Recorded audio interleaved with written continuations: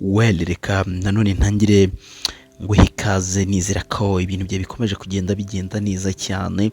We wakoze subscribe kuri Msafi TV, reka ngushimire cyane, nizera ko ibintu bye bikomeje bigenda neza cyane kandi n'iby'agaciro gakomeye cyane. Nyuma nawe utarakora subscribe, nta kindi ngusaba, kora subscribe, like na share then comment kugira ngo tujye tubasha kuba twabana mu biganiro bitandukanye banagiye ngutegurira hano kuri Msafi TV. We'll be back. Uyu munsi tujye kugaruka ku makuru avuga ko hari umusirikare w'u Rwanda wafatiwe ku butaka bw'u Burundi, hanyuma RDF ikaba yagize ikintu ibivugaho.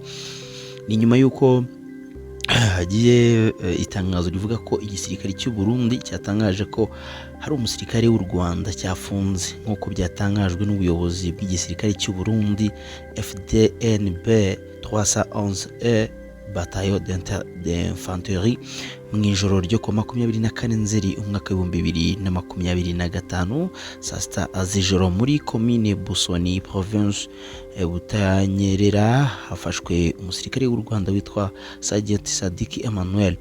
Uwo musirikare wari umushoferi ngo yambutse umupaka w'u Rwanda Burundi anyuze ku nzira y'igitaka iri hafi ya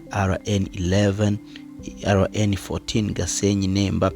Yatawe muri yombi n'abapolisi bagasutamo amaze kwinjira ku butaka bw'u Burundi muri metero zisaga 700, nk'uko bitangazwa mu ibaruwa yasimwe na Colonel Nzirubusa. Uwo musirikare yasobanuye ko yaravuye mu kabari kari hafi ya camp Gako maze akibeshya inzira, agerageza no guhunga ariko biranga. Kuri ubu ari mu maboko ya polisi ya Kirundo aho iperereza ari ikomeje. Hanyuma nyuma yuko ibi bibaye, ubuyobozi bw'igisirikare cy'u Rwanda cyangwa RDF bwagize icyo butangaza kuri aya makuru, aho bwavuze ko bwemeza ko bwatangaje ko Sergeant Sadiki Emmanuel, umushoferi mu ngabo z'u Rwanda, yafatiwe ku mupaka Nemba Gasenyi uhuza u Rwanda n'u Burundi ubwo yibeshyaga kumbibiza umupaka.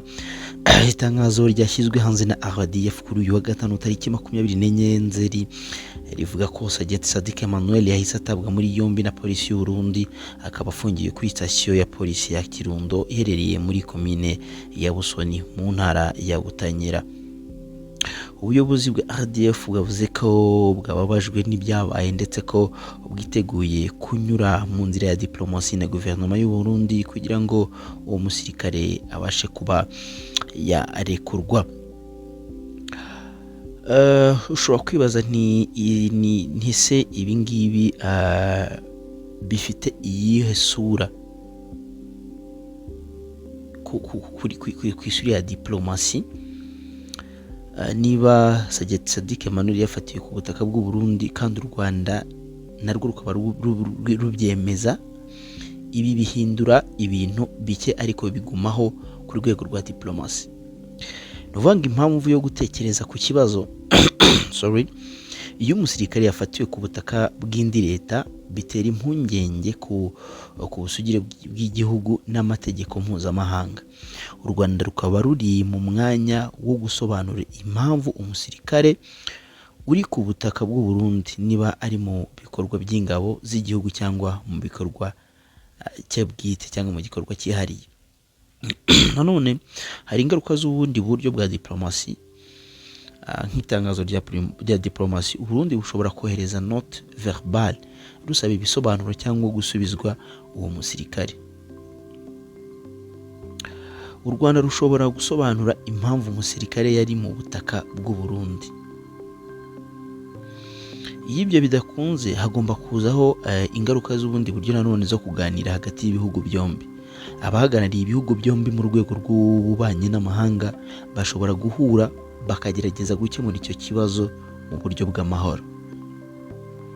Hari ingaruka nanone ya gatatu y'uburyo bwa diplomasi, gusubizwa cyangwa gucibwa urubanza. Hashobora kubaho gusubiza umusirikare ku gihugu cye cyangwa kugenzura niba amategeko y'imbibi yarubahirijwe. Hanyuma ubundi buryo bwa kane ni ukongera umutekano w'imbibi. Diplomasi ishobora gutuma habaho amasezerano cyangwa uburyo bwo gukumira ibibazo nk'ibi byongera kubaho mu gihe kizaza. Nanone hashobora kubahirizwa politiki y'ububanyi n'amahanga. Uburundi bushobora gukaza imibanire kugira ngo harindwe ubusugire bw'igihugu. Hanyuma u Rwanda narwo rushobora gushyiraho ubuyobozi bukurikirana ibyabaye, by'umwihariko mu rwego rwo kurengera abasirikare barwo. Hari n'icyo bishobora kugira ku mubano hagati y'ibihugu, kikaba cyatera impaka cyangwa gukemurwa mu buryo bw'amahoro. Nguko uko bimeze. Hanyuma mu yandi makuru nayo ntabura kugusangiza nuko Minisitiri w'Ububanyi n'Amahanga n'Ubutwererane Ambassadeur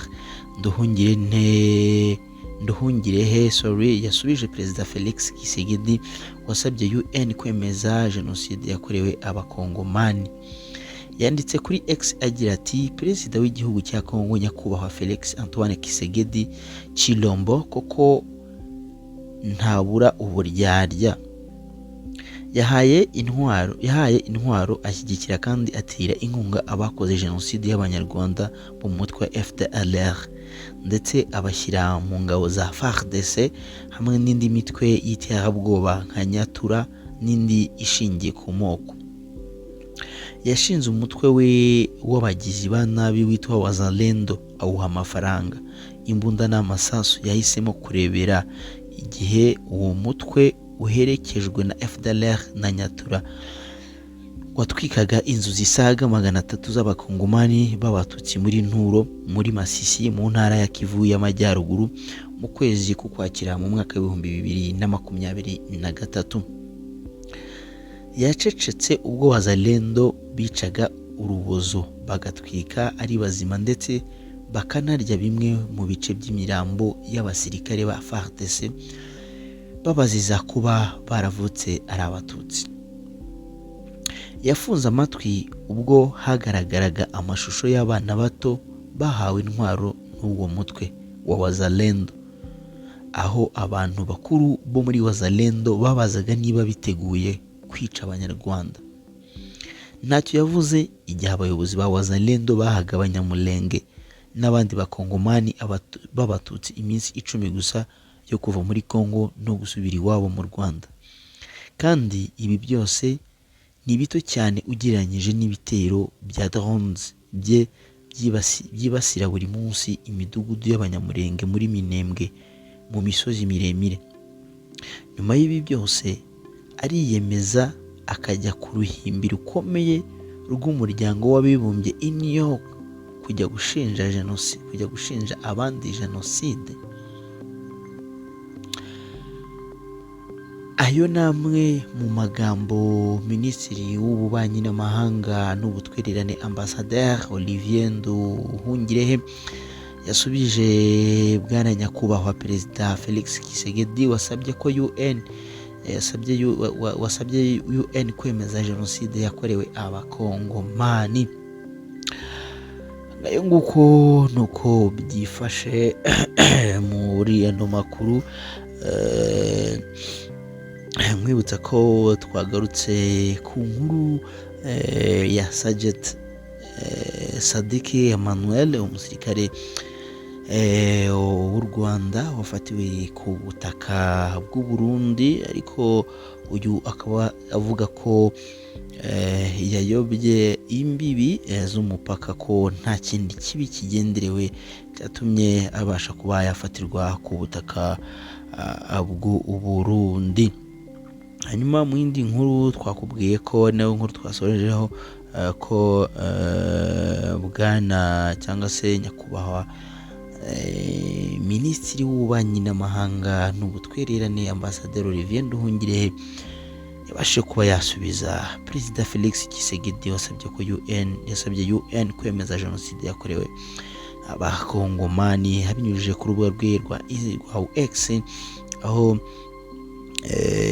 nyakubahwa yaje kwandikira uyu bwana nyakubahwa Tshisekedi Chilombo amurabura kandi hagira byinshi amuvugaho, ngira ngo twabirebeye hamwe mu makuru yacu nkuko twabigarutseho rero.